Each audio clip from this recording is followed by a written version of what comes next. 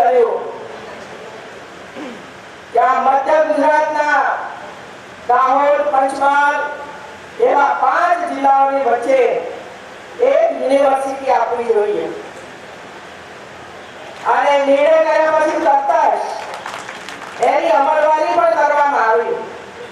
નહીં તો સામાન્ય રીતે એવું થતું હોય છે કે યુનિવર્સિટી જાય તો થાય પણ મકાન શોધવાનું, પ્રિન્સિપાલો શોધવાના, વીસી શોધવાના, બધી વ્યવસ્થાઓ ઊભી કરવાની, એ બધું કરતા 6-8 મહિના નીકળી જાય અને 1 વર્ષ પછી નવી યુનિવર્સિટી શરૂ થાય.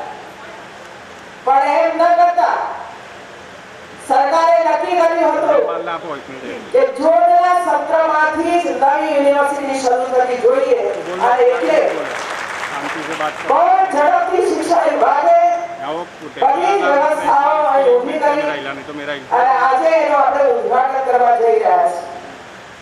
વિષય આવ્યો યુનિવર્સિટીનું નામ શું આપવું અને યુનિવર્સિટીનું નામ આપવા માટે પણ પ્રયાસ થયો, ચર્ચાઓ થઈ અને શ્રી ગોવિંદ ગુરુ યુનિવર્સિટી નું નામ આપણે આપી દીધું.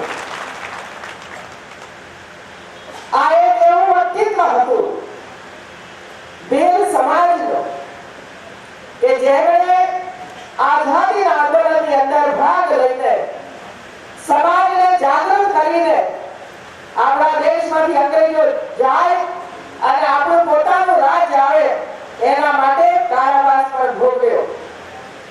આજીવન કેદની સજા શ્રી ગોવિંદ ગુરુને થઈ હતી અને આજીવન કેદની સજા એ ભોગવતા હતા શાના માટે? માત્ર ને માત્ર દેશ આઝાદ બને એના માટે.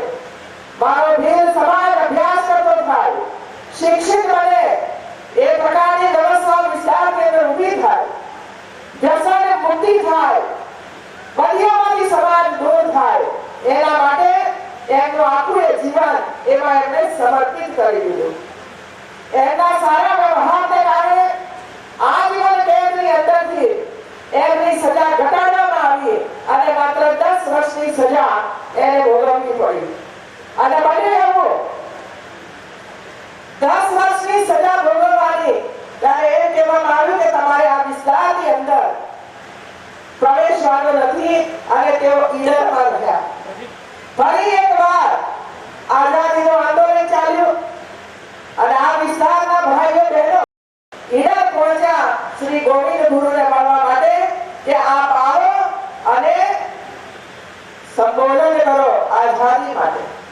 તેઓ આવ્યા પરંતુ સરકારી તંત્રને ખબર પડી કે એમણે તો અહીં પ્રવેશવાનું છે અને પ્રવેશ્યા છે એટલા માટે એમની ફરીથી ધરપકડ કરવામાં આવી અને 3 વર્ષ સુધી વધારાની સજા એમને ફરવામાં આવી. એવું એક મહાન વ્યક્તિત્વ જેલમાંથી એમને મુક્તિ મળ્યા પછી ખેતીવાડીનો વ્યવસાય શરૂ કર્યો.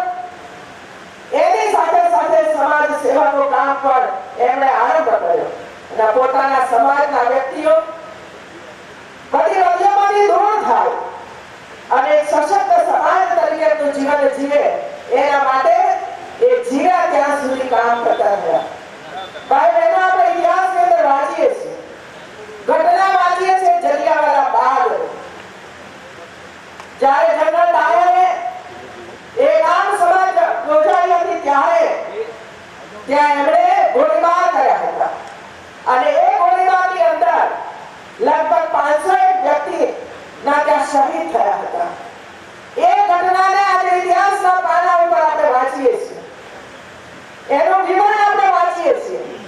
એ સ્થાનને જોવા માટે હજારો લોકો જાય છે કે ક્યાં ગોળી વાગી હતી, ક્યાં ગોળી દિવાલની અંદર આવી હતી, કયા કૂવાની અંદર આ લોકો પડ્યા હતા. આ બધું જ ત્યાં જઈને આપણે જોઈએ છીએ. પરંતુ એના કરતા પણ વધારે ગોળીબાર ખાનાર આ ભીલ સમાજના આગેવાનો હતા કે જેઓ 1100 કરતા પણ વધારે ભીલ સમાજના આગેવાનો શહીદ થયા હતા.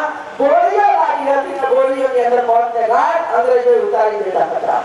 એ માર્ગદર્શ નરેન્દ્રભાઈ મોદીએ એક શહીદ સ્મારક બનાવીને ભીલ સમાજના એક વ્યક્તિનો બહુમાન કર્યું છે. એમના જીવનની અંદરથી આપણે ઘણું બધું શીખવાનું છે. ઇતિહાસ કેવો વિકૃત સ્વરૂપે લખાય છે એના ઉત્તમ નમૂના મિત્રો. આદિવાસી જેવો અને ભીલ સમાજ પણ દેશની આઝાદી માટે મરી જીતે શહીદી વડે પોતાનું સર્વસ્વ ગુમાવે એનું નામો નિશાન પણ કોઈ ઇતિહાસના પાના ઉપર દેખાતું નથી. જ્યારે જલિયાવાલા બાગની અંદર માત્ર 500 લોકો શહીદ થયા હોય એના નામનો ઉલ્લેખ અને આપણા બાળકોને ભણાવવામાં આવે છે.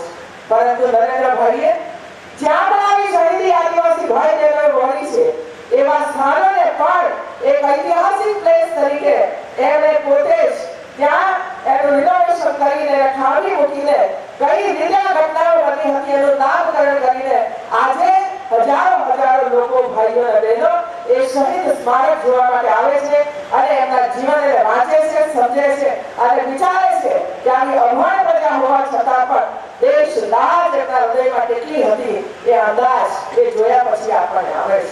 એ શ્રી ગોવિંદ ગુરુ ના ફોટો તમે જોયો મિત્રો, કેટલું અડગ વ્યક્તિત્વ છે અને અડગ વ્યક્તિત્વ એના નામ સાથે જોડાય એ આપણા સૌના માટે ગૌરવની બાબત છે મિત્રો.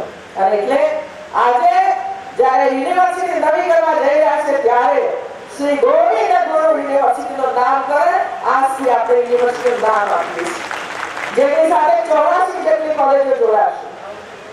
તમારે બધાએ કોઈનું કોઈ નાનું મોટું કામ કરવા માટે છેક અમદાવાદના દરવાજા ખટખટાવવા પડતા હતા. ગુજરાત યુનિવર્સિટી સાથે આવવું પડતું હતું. હવે એ બધું સમાપ્ત થઈ ગયું. માત્ર ને માત્ર આ સ્થાન ઉપર, નજીકના સ્થાનો ઉપર વિદ્યાર્થીઓને અભ્યાસ કરવા માટેની તકો પ્રાપ્ત થશે.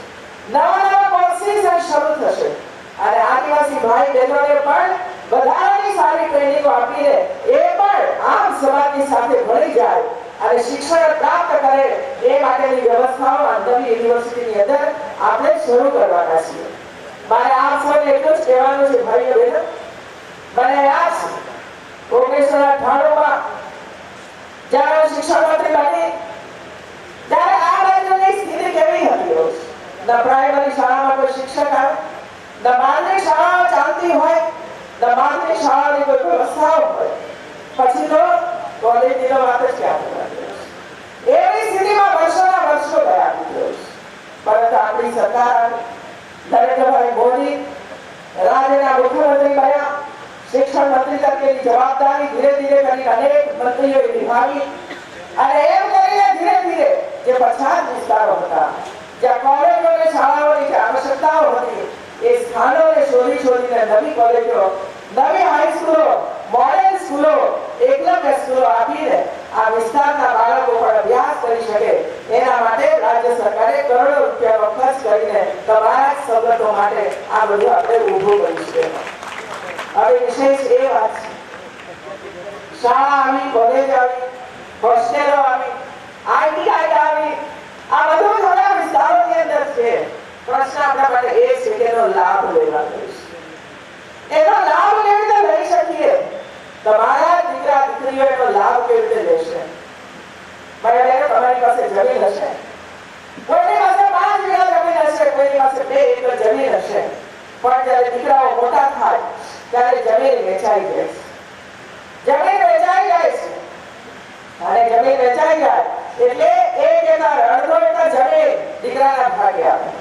હવે આપ વિચાર કરો કે એ દીકરાને પણ 2-3 બાળકો હોય, એને પણ નવી જિંદગી જીવવાની હોય, એને પણ નવું ઘર બનાવવાનું હોય, એને પણ બાળકો મોટા થતા જાય તેને અભ્યાસ કરાવવાનો હોય, ત્યારે આટલી ટૂંકી જમીનમાં એ પોતાના કુટુંબનું ભરણ પોષણ કેવી રીતે કરી શકે? અને એટલે મારી આપ સૌને એટલી વિનંતી છે, 2 દીકરા હોય તો એક દીકરાને ખેતીમાં જોડજો અને એક દીકરાને શાળામાં પહોંચાડીને કોલેજનું શિક્ષણ અપાવવા માટેનો પ્રયાસ કરજો. એક બાજુ ખેતીની આવક આવે, બીજી બાજુ અભ્યાસ કરીને કે નાની મોટી નોકરી મળી જાય તો બમણી આવક આપણા ઘરની અંદર આવે છે અને એને કારણે ગરીબાઈમાંથી આપણે આપણા કુટુંબને બહાર કાઢી શકીએ છીએ. આજે જ્યારે આપ સમય આવ્યા છે ત્યારે શિક્ષણની વ્યવસ્થાઓ આપણે કરી જ રહ્યા છીએ. આજે સવારે પૂરા ગુજરાતની અંદર એક નવો કાર્યક્રમ આપણે આરંભ કર્યો છે, કુપોષણ મુક્ત ગુજરાત. આપણો દીકરી દીકરી હોય દીકરો હોય એ સ્વસ્થ અને તંદુરસ્ત હોવો જોઈએ મિત્રો અને એટલે બાળકોને ધીરે ધીરે કરીને સ્ક્રીનિંગ કરી રહ્યા છે અને એમાંથી જે બાળકો કુપોષિત નીકળશે એવા બાળકોને સ્પેશિયલ ડોક્ટરો દ્વારા હોસ્પિટલ નો ઉપયોગ કરીને સારી દવાઓ આપીને એ બાળકોને કુપોષણથી બહાર કાઢવા માટેનું એક મહા અભિયાનની શરૂઆત આજથી આપણે કરી છે અને હું આ બધાને વિનંતી કરું છું કે તમારા ગામની અંદર આંગણવાડીની અંદર જ્યારે ડોક્ટરો આવે આપણી આશા વર્કરો આવે આંગણવાડીની બહેનો બાળકના હાઈટ ઊંચાઈ વજન અને એના શરીરના સ્નાયુઓની તાકાત જ્યારે માપતા હોય ત્યારે એક પણ બાળક આંગણવાડીમાં ગેરહાજર ન રહે એની કાળજી લેજો બહેનો તમને જવાની ઉતાવળ હતી પરંતુ ઉતાવળ ન કરો બહેનો વર્ષમાં એકાદ વખત આવું પડતું હોય છે પરંતુ જ્યારે યોજનાઓ તમારી સામે આવે છે ત્યારે તમને અંદાજ આવે છે કે હા બેટી તો સારું થયું આટલી યોજનાની તો મને ખબર પડી અને એટલે આંગણવાડીની અંદર એક બાળકોને સ્ક્રીનિંગ થઈ રહ્યું છે આજથી એની શુભ શરૂઆત કરી છે જે બાળકો માદા હશે વારંવાર માદા પડતા હશે વજન ઓછું હશે એમને વધારાની સારી સેવાઓ સારામાં સારા ડોક્ટરો અને સારામાં સારી દવાઓ આપીને એ બાળક પણ તંદુરસ્ત બને એના માટેનું અભિયાન આજથી આપણે શરૂ કર્યું છે અને આખા દેશમાં ક્યાંય આવું અભિયાન શરૂ ન કર્યું ગુજરાત રાજ્ય પહેલું રાજ્ય એવું છે કે જેણે કુપોષિત બાળકોના ગરીબના બાળકોના ની ચિંતા કરવાની શરૂઆત કરી છે એક બીજી વાત તમારી પાસે બીપીએલ કાર્ડ હશે તો 2 લાખ રૂપિયાનું મા કાર્ડ તમને મળતું હશે પણ જે પરિવારનું નામ બીપીએલ માં નથી એને પણ સંતોષ છે એ પણ એમ કહે છે કે મને બીપીએલ કાર્ડ આપો તો એમાંથી આપણે માર્ગ બતાવે કે જેટલી આવક 1,20,000 રૂપિયા હોય વર્ષે એક આખા વર્ષની અંદર 1,20,000 રૂપિયા તમારી આવક હોય તો તમને પણ 2 લાખ રૂપિયાનું મા વાત્સલ્ય કાર્ડ મળશે મા વાત્સલ્ય કાર્ડ મળશે ઘણી વખતે બને છે એવું કે રાજ્ય સરકારની યોજનાઓ તમારા સુધી પહોંચે છે નથી પહોંચતી આપણે એનો લાભ લેવા માટે જઈએ છીએ કે કેમ પણ જ્યારે ઘરમાં કોઈના હાર્ટ એટેક આવે કિડની ફેલ થાય કેન્સર નીકળે અને એ વખતે પછી આપણે દોડ કરીએ છીએ કોઈના ઘરે જઈને કહીએ મને 5,000 રૂપિયા આપો તો મારે હોસ્પિટલમાં લઈ જવું કોઈની પાસેથી ઉછીના પૈસા લઈ આવીએ છીએ કોઈની પાસેથી વ્યાજે પૈસા લઈ આવીએ છીએ અને ઘરના પરિવારને મોભીને બચાવવા માટેનો પ્રયાસ કરીએ છીએ ભાઈ બહેનો મા વાત્સલ્ય કાર્ડ 2 લાખ રૂપિયાનો કાર્ડ તમારા હાથમાં હોય અને ઘરમાં મૂકી રાખો કઢાવીને અને અચાનક આવો કોઈ પ્રસંગ આવી જાય તો તમારા ઘરમાં 2 લાખ રૂપિયાનું કાર્ડ પડેલું જ છે જરાય આનાકાની કર્યા સિવાય કોઈની પાસે ગયા વગર એ કાર્ડ ઘરમાંથી ઉઠાવો અને તમારું જે માંદગીવાળી વ્યક્તિ હોય એને લઈને પ્રાઇવેટ હોસ્પિટલમાં પણ પહોંચો અને તમે કાર્ડ બતાવશો તો કોઈ ડોક્ટર ના નહીં પાડે દાખલ કરશે ઓપરેશનની જરૂર હશે તો ઓપરેશન પણ કરશે દવાની જરૂર હશે તો દવા પણ આપશે અને વડીલને બચાવી દેશે એનો અને બહાર નીકળશો ત્યારે કોઈ બિલ તમારા હાથમાં કોઈ નહીં આપે કારણ કે તમારી પાસે 2 લાખ રૂપિયાનું કાર્ડ છે 20,000 નું બિલ હશે તો કાપી લેશે અને આપણે આપણા પરિવારને બચાવી શકીશું હું ઈચ્છા વ્યક્ત કરીશ અહીં બેઠા હશે કેટલાક સરપંચ ભાઈઓ કેટલાક સરપંચ બહેનો બેઠા જિલ્લા પંચાયત તાલુકા પંચાયતના સદસ્યો પણ બેઠા છે મારી આપ સૌને વિનંતી છે મિત્રો કે જો તમે સરકારને થોડી સહાય કરો કે તમારા ગામની અંદર કેટલા એવા પરિવારો છે કે જેમની પાસે ઓછી આવક છે તો એનો નામની યાદી માત્ર બનાવો નામની યાદી બનાવીને જો સરકારી તંત્રને પહોંચાડશો તો બાકીનો કામ સરકારી તંત્ર કરી લેશે 2 લાખ રૂપિયાનું કાર્ડ બનાવીને તમારા હાથની અંદર પહોંચી જશે એનો આટલું એક કામ કરવાની આપ સૌને વિનંતી કરું છું બીજું 1 જૂનના દિવસથી એટલે થોડાક સમયમાં આપણે 2-3 નવી યોજનાઓ સ્વાસ્થ્યની યોજનાઓ હેલ્થ રિલેટેડ યોજનાઓ ને આપણે અમલવાર કરવા જઈ રહ્યા છીએ એમાંની એક યોજના છે બેનો એક યોજના તો મેં કહી દીધી મા વાત્સલ્ય કાર્ડ હવે બીજી યોજના છે બહેનોને સામાન્ય રીતે ગર્ભાશયનું કેન્સર થાય છે સ્તનનું કેન્સર થાય છે અને આપણને ખબર જ નથી પડતી છેલ્લા સ્ટેજે પહોંચે ત્યારે ખબર પડે કે આપણને તો કેન્સર થયું છે. ડોક્ટર કે બેન તમને તો છેલ્લા સ્ટેજે છે, હવે કદાચ ગમે તેટલી મહેનત કરશો, ઓપરેશન કરાવશો, પરંતુ બચવાની કોઈ શક્યતા નથી. બચવાની કોઈ શક્યતા નથી. અને ઘરની એક વડીલ, એક માં ઘરમાંથી જતી રહે, એ ઘરની દશા કેવી થાય? બાળકો અનાથ બની જાય. અને એટલા માટે ભાઈઓ બહેનો, કેન્સર માટે, એમાં ખાસ કરીને આપણી બહેનો માટે, તમને કેન્સર છે કે નહીં એની પીએસસી, સીએસસી અને સબ સેન્ટરો ઉપર 1લી તારીખથી કેન્સર માટેનું નિદાન શરૂ કરી રહ્યા છે આપણે. કોઈ પણ જાતનો સંકોચ કર્યા વગર. એ દિવસે ખેતરમાં ન જતા બહેનો, ચાલશે એ દિવસ નહીં જઈએ તો આપણા પોતાના સ્વાસ્થ્ય માટે, આપણા પોતાના પરિવાર માટે લાંબુ જીવવાની આવશ્યકતા હોય છે. અને એટલે એક દિવસ કાઢીને જ્યારે પણ આ કાર્યક્રમ શરૂ થાય, લગભગ 1 મહિના સુધી આ કાર્યક્રમ ચાલવાનો છે. અને આપણે જઈએ, લાઈનમાં ઊભા રહીએ, ડોક્ટરો તપાસ કરશે અને તપાસ કર્યા પછી તમને કહેશે કે તમને કાંઈ થયું નથી, તમે સ્વસ્થ છો, આનંદ સાથે ઘરે જવાનું. અને ડોક્ટર એમ કહે કે ના, અમને જરા શંકા જાય છે કે કાંઈ અસર છે, તો પછી તમને સ્પેશિયલ જિલ્લાની હોસ્પિટલમાં લઈ જવામાં આવશે અને તે વધારે સ્ક્રીનિંગ કરવામાં આવશે. અને એમાંથી નક્કી થશે કે તમને દવા આપવાની જરૂરિયાત છે, તમને ઓપરેશન કરવાની જરૂરિયાત છે, તો એ બધું સલાહ સૂચન એ ડોક્ટરો તમને આપી દેશે. અને એ પ્રમાણે જો આપણે કરીએ, આપણે બચી જઈએ.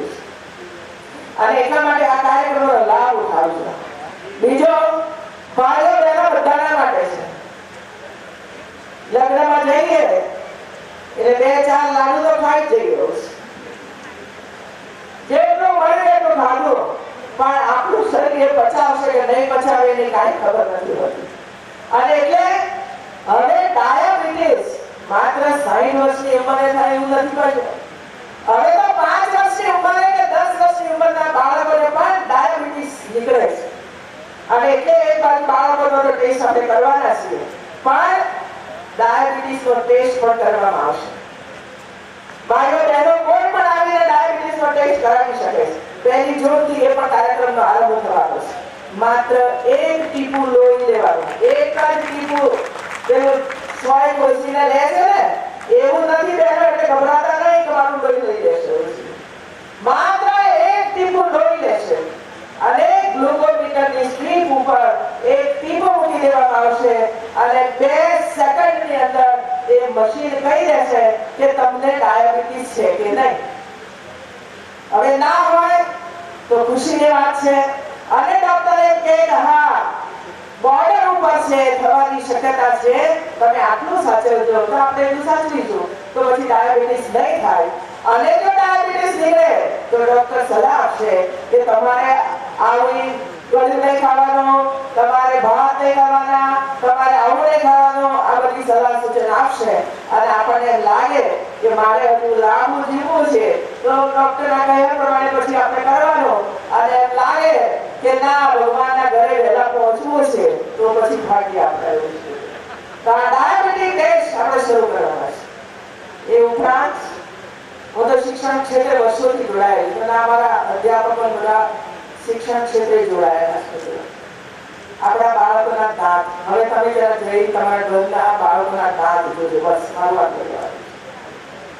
32 દાંતની જગ્યાએ 40 દાંત છે. 32 દાંત હોવા જોઈએ, 40 દાંત. 2 હાથ, સડી ગયેલા દાંત, પીળા થઈ ગયેલા દાંત, આગળ પાછળ દાંત. અને દાંત આગળ આવી ગયા એટલે હોઠ પણ બંધ ન થાય, અને હોઠ બંધ ન કરી શકે તો શ્વાસ પણ મોઢેથી લે, નાકથી શ્વાસ નથી લઈ શકતો. અને નાકથી શ્વાસ ન લે, મોઢેથી શ્વાસ લે, તો પછી અશુદ્ધ હવા એના શરીરની અંદર જાય અને બીજી બીમારી થાય.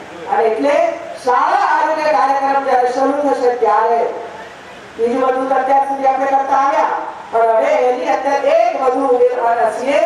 દાંતની ટ્રીટમેન્ટ પણ આપવામાં આવશે આપણા બાળકોને. દાંતની ટ્રીટમેન્ટ આગળ પાછળ હશે તો બાદ છે, એટલે ધીરે ધીરે સરખા થઈ જાય. સડેલા હશે તો કાઢી નાખશે, એની જગ્યાએ નવા દાંત કુદરતી રીતે જ ઉગતા હોય છે, એની ચિંતા ના કરો. અને વધારાના દાંત હશે અને ડોક્ટરને લાગે કે આ નડતરનું દાંત છે તો એ કાઢશે.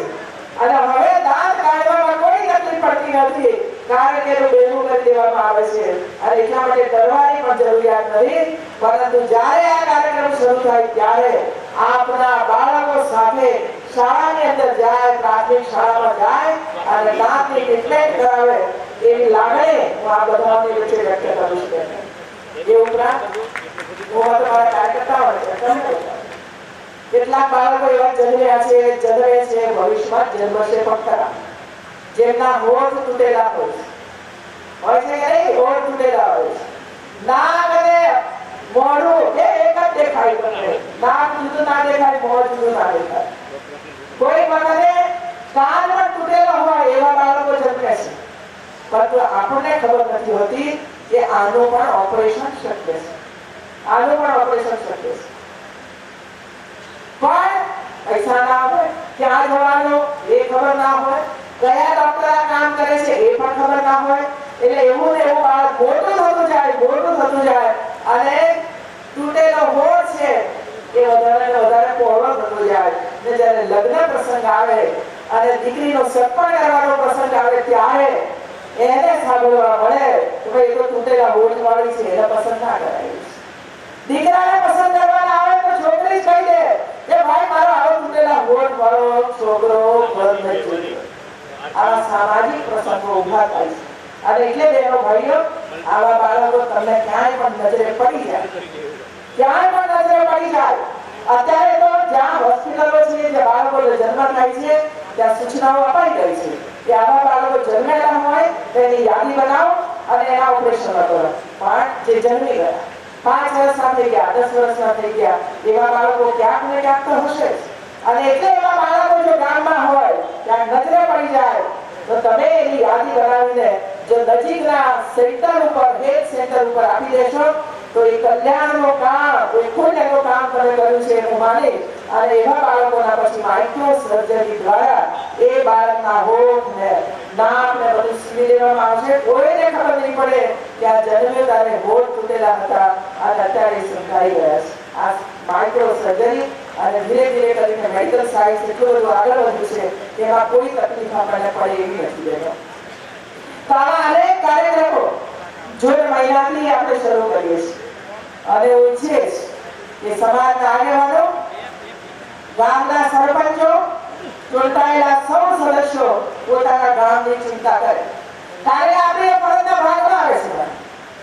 તમે જો મુખ્યમંત્રીને એમ કહો કે અમારે પાણી જોઈએ છે, પાણી આપો, તો તમે ગામના સરપંચ છો તો ગામના લોકો તમને કહી શકે છે કે ભાઈ અમારી દીકરીનું આવું છે, કંઈ કરો, મારે જાજુ મંજૂર કરાવવું છે, જરા મંજૂર કરવા મને મદદ કરો, મારે આ સમસ્યા છે, જરા મદદ મને કરો, કોઈ એમપી એમએલએ પાસે લઈ જાઓ. અને એ કામ તમારી ફરજના ભાગમાં આવે છે. અને એટલે સરપંચને મારી વિનંતી છે કે આ કામને રસ લેશો તો મને અત્યંત આનંદ થશે. ગુજરાતના સીએમ તરીકે હું તમને વાત નથી કરતી, પરંતુ એક માતા તરીકે હું તમને બધી વાત કરું છું. આપણું બાળક આવું હોય તો આપણને ચિંતા થાય કે ના થાય, પણ પરિવાર એને ખબર જ નથી પડતી અને આપણને ખબર છે તો આપણે એને સલાહ સૂચન આપવું પડે. ના ભાઈ આવા ઓપરેશનો થાય છે, આપણે જરા શોધી કાઢીએ છીએ. બેનો ભાઈઓ, એવો એક ચિંતાનો વિષય ટોયલેટનો છે, સંડાસનો છે. બેનો હજુ પણ ડબલું લઈ જવું છે બહાર? બેનો હું તમને પૂછું, હજુ પણ ડબલું લઈને રાત પડે એટલે જવું છે બહાર? નથી જવું ને? તો આપણા સરકાર દ્વારા તમને પૈસા મળે છે અને આપણા ઘરમાં પણ સંપત્તિ હોય તો 10,000 રૂપિયા જ માત્ર થાય છે. 10,000 રૂપિયાની અંદર આપણે ઘરમાં ટોયલેટ બનાવી દઈએ. અને છેલ્લી વાત, તમને એ તો ખબર છે ને કે સપ્ટેમ્બરમાં ચૂંટણી આવશે. આ સ્થાનિક સ્વરાજ્યની ચૂંટણીઓ છે. જિલ્લા પંચાયત, તાલુકા પંચાયત, નગરપાલિકા, મહાનગર, એ બધાની ચૂંટણીઓ થશે. અને ગામના સરપંચ અને ગામના બીજા સદસ્યો એ બધા લોકસભાની ચૂંટણીઓ થશે ત્યારે આપણે એક બિલ લાવ્યા છીએ કે ઘરમાં ટોયલેટ છે એવું સર્ટિફિકેટ તમે ચૂંટણી પંચને આપશો તો તમારું ફોર્મ મંજૂર થશે, બાકી ફોર્મ મંજૂર નથી. આ હું હવે જ્યાં જ્યાં જિલ્લામાં જવા માંડી છું ત્યાં બધાને કહેવા માંડી છું. પછી તમે એમ ના કહેતા કે અમને તો કઈ ખબર જ નથી ટોયલેટ હોય કે ના હોય એવું છે. અને એટલે જેમને પણ ઉમેદવારી કરવાની ઈચ્છા હોય એ અત્યારથી જ પોતાના ઘરની અંદર ટોયલેટ બનાવી લે અને ટોયલેટ બનાવ્યા પછી એનો સર્ટિફિકેટ લઈ લે તલાટીનું. જો ખોટું સર્ટિફિકેટ નીકળ્યું તો ઘરે કેન્સલ થઈ જશે. એટલે ખોટા સર્ટિફિકેટો લઈને ચૂંટણી જીતવા માટેનો પ્રયાસ ન કરીએ. આ બધી બાબતો આપણા આરોગ્ય સાથે સંકળાયેલી છે અને આરોગ્ય સાથે જ્યારે બધી બાબતો સંકળાયેલી હોય ત્યારે આપણે પણ આપણા ઘરની અંદર આપણા મા બાપ માટે પણ 70-80 વર્ષની ઉંમર થયેલી હોય, આંખે દેખાતું ના હોય, ચલાતું ના હોય, ઘરમાં કોઈ બહાર લઈ જવા વાળું ના હોય ત્યારે એની કેવી દયનીય સ્થિતિ થતી હશે એની કલ્પના કરજો. એની કલ્પના કરજો. અને એટલે આપણા મા બાપ માટે પણ કે જેમણે પેટે પાટા બાંધીને આપણને ઉછેર્યા, રાત દિવસ જોયા વગર મજૂરી કરી પૈસા કમાઈને આપણને મોટા કર્યા, એવા માતા પિતા માટે પણ આપણી જવાબદારી બને છે કે જ્યારે ઉંમરલાયક થાય, અશક્ત હોય, દેખાતું ન હોય, ચાલી ન શકાતું હોય ત્યારે જો ઘરમાં આવું સંદાસ હશે તો એમને કોઈ તકલીફ નહીં પડે, હોશે બાકીનું જીવન વિતાવી શકશે. આવી એક લાંબી દ્રષ્ટિનો વિચાર કરીને આપણે આપણા ઘરોની અંદર વ્યવસ્થાઓ ઊભી કરીએ. રાજ્ય સરકાર આની અંદર પણ મદદ કરે છે. આવી એક યુનિવર્સિટી આ બધાને આપી છે. મોરવા હડપની અંદર એક નવી કોલેજ પણ આર્ટ્સ અને કોમર્સ કોલેજ પણ આપણે મંજૂર કરી છે. થોડા સમયની અંદર 8-10 દિવસની અંદર એનું પણ આપણે ઉદ્ઘાટન કરીશું, જેથી કરીને એ તાલુકાને એક નવી કોલેજ તેના વિદ્યાર્થીઓને નવી કોલેજો પ્રાપ્ત થાય. આખા રાજ્યની અંદર 11 નવી કોલેજો આર્ટ્સ અને કોમર્સ કોલેજો 11 આપી છે. 2 નવી યુનિવર્સિટીઓ આપી છે. 2 બીજી યુનિવર્સિટીઓ પબ્લિક હેલ્થ યુનિવર્સિટી અને કિડની ટ્રાન્સપ્લાન્ટ યુનિવર્સિટી પણ આપણે શરૂ કરી છે. તો જે જોઈએ છે સમાજ માટે આપણી સરકાર કરવા માટે કોઈ પાછી પાણી નહીં કરે. આપ સૌએ જે રીતે મારું સ્વાગત કરીશ તેનો આ મારું સ્વાગત નથી, પણ ગુજરાતની 50% નારીનું ગૌરવ તમે કર્યું છે. કન્યા કેળવણીની અંદર તમે જે દાન આપ્યું છે એના માટે પણ હું ગૌરવ અનુભવું છું અને આપણા દાનેશ્વરીઓને પણ હું શુભેચ્છાઓ આપું છું કે કુદરત જે કંઈ તમે આપ્યું છે એમાં ઓર વધારો કરે અને સમાજ સેવાની અંદર લાગે. સ્વચ્છતા નિધિમાં પણ ટોયલેટ બનાવવા માટે પણ આપનો ફાળો અહીં આવ્યો છે. બાળકોના માટે પણ આપના તરફથી ફ્રૂટ્સ વગેરે મળ્યું છે, જે બધું અત્યારે જ આંગણવાડીને સમર્પિત કરી દેવામાં આવશે, જેથી કરી આંગણવાડીના બાળકો આ બધું જ ફળફળાદી ખાય અને સ્વસ્થ બને એના માટે પણ આપણે પ્રયાસ કરીએ છીએ. અને તમારા તરફથી જે કોઈ ભેટ સોગાદો પ્રાપ્ત થઈ છે એ ભેટ સોગાદો હું મારા ઘરે લઈને જતી, એ બધી ભેટ સોગાદો સરકારમાં જમા થાય છે. એની જાહેર હરાજી થાય છે. એટલે જાહેર હરાજી થયા પછી જે રકમ મળે છે એ રકમમાંથી કન્યા શિક્ષણ માટે ખર્ચ કરવામાં આવે છે અને આપણી દીકરીઓ આગળ વધે, કોલેજમાં જાય, એન્જિનિયરિંગમાં જાય, મેડિકલમાં જાય, ક્યાંક કોમ્પ્યુટરની આવશ્યકતા હોય, ક્યાંક ફી ભરવાના પૈસા ન હોય, તો એવા સમયે આપણી દીકરીઓને આની અંદરથી આપણે મદદ કરીએ છીએ. તો આપણે આપેલી આવી ઉત્તમ ભેટ સોગાદોના માધ્યમ દ્વારા આપણા બાળકો શિક્ષિત બનવાના છે, સંસ્કારી બનવાના છે. આપ સૌએ અહીં આવીને અમારું સૌનું ગૌરવ વધાર્યું છે બદલ આપ સૌનો ખૂબ ખૂબ આભાર વ્યક્ત કરું છું. અને કોલેજો યુનિવર્સિટી એવી નમૂનેદાર બને, સામાન્ય જિલ્લા ચાલુ યુનિવર્સિટી બનાવવાની વાત, બધું જ ઓનલાઈન હોય, વિદ્યાર્થીના ફોર્મ પણ ઓનલાઈન ભરે, વિદ્યાર્થી પરીક્ષા આપે તો રિઝલ્ટ પણ ઓનલાઈન આવે અને વિદ્યાર્થીને કોઈ સમસ્યા હોય તો ઓનલાઈન લખે, જેથી કરીને રજિસ્ટ્રાર યા તો વીસી એનો જવાબ આપે. એ પ્રકારની ઉત્તમ નમૂનાવાળી યુનિવર્સિટીઓ બનાવવા માટેનો આપણો નિર્ણય કર્યો છે. અધ્યાપકોને પણ મારી વિનંતી છે, હવે 16 પીરિયડ આ જમાનામાં લઈએ બરાબર નથી. અને એટલે આપણે 2 પીરિયડ 3 પીરિયડ વધારે લેવા જ પડે એટલું નહીં, વધારાના સિલેબસ પણ આવશે ત્યારે કોઈ વધારાનો સ્ટાફ આપણે લેવા નથી માંગતા. તમારે શીખીને એક વિદ્યાર્થીને ભણાવવાનું છે મિત્રો, તમારે ભણાવવાનું છે બધાને. આપણી સરકાર, આપણું રાજ્ય એવું નથી કે જે કરોડો રૂપિયા આપણી પાસે હોય, કરોડો રૂપિયા આપણી પાસે હોય અને એટલા માટે આપણી પાસે જો કોઈ ટેલેન્ટ છે, એ ટેલેન્ટનો ઉપયોગ આવા ગરીબ વિસ્તારોના, આદિવાસી વિસ્તારોના બાળકોને એ ટેલેન્ટ એમના સુધી પહોંચાડવાની જવાબદારી અધ્યાપકોની છે, લેક્ચરરોની છે. અને એટલા માટે હવે નવો ટ્રેન્ડ અમે શરૂ કરવા જઈ રહ્યા છીએ. માત્ર 2 કલાક કે 3 કલાક કોલેજ ચાલે પૂરતું નથી મિત્રો. સવારે 7:30 વાગે કોલેજ શરૂ થાય, 11 વાગે કે 10 વાગે કોલેજ પૂરી થઈ જાય અને આખું કરોડો રૂપિયાનું મકાન, કરોડો રૂપિયાના સાધનો, કોમ્પ્યુટરો એ બધું જ બીજા દિવસ સુધી પડી રહ્યું કે તે ચાલે. અને એટલા માટે એ જ કોલેજોની અંદર બપોર પછી બીજા વર્ગો શરૂ થશે અને આપણો 800 વિદ્યાર્થી કોમ્પ્યુટર શીખે, 800 વિદ્યાર્થી એકાઉન્ટ શીખે અને નવું શીખીને આગળ વધે. એના માટેનો મારો પ્રયાસ છે અને શિક્ષણ વિભાગ આ કામ કરી રહ્યું છે અને એમાં કોઈ વિરોધ કોઈનો હોઈ ન શકે મિત્રો. એવું છે આપણી જવાબદારી છે. આપણે 16 કલાક કામ કરીએ છીએ. મારા બધા જ અધિકારીઓ એમની ઓફિસની અંદર બધો સ્ટાફ પણ નથી, તેમ છતાં કહીએ બધું જ કરે છે. અને એટલે એક શિક્ષિત સમાજ તરીકે આપણી આ જવાબદારી બને છે કે આપણે પણ આપણી જાતને નિચોડી લેવું, સમર્પિત કરીને વિદ્યાર્થીઓ માટે હોય છે. તમારામાં જે જ્ઞાન છે એ જ્ઞાન આવતી પેઢીને મળવું જોઈએ મિત્રો. આવતા 20 વર્ષની અંદર દુનિયા ક્યાં જવાની છે એનો ખ્યાલ આપણને હોવો જોઈએ અને એ જ રીતે વિદ્યાર્થીઓને આગળ લઈ જવા માટેનો પ્રયાસ કરવો જોઈએ. ત્યારે જઈને શિક્ષણનો વ્યાપ થતો હોય છે અને ત્યારે જઈને આપણા વિદ્યાર્થીઓ તૈયાર થતા હોય છે અને ત્યારે દુનિયાના યુવાનોની સામે આંખમાં આંખ મિલાવીને ઉભા રહી શકતા હોય છે, કારણ કે જ્ઞાન એમની પાસે છે. એટલા માટે જ્ઞાનહીન વિદ્યાર્થી ગમે ત્યાં જાય પાછો પડે અને આપણા ગુજરાતનો યુવાન કોઈ પણ રીતે પાછો પડે એવો નથી જો એને સાચા અર્થની અંદર સાચું શિક્ષણ આપ્યું હોય તો. જરૂરી છે શિક્ષણ આપ્યું હોય તો.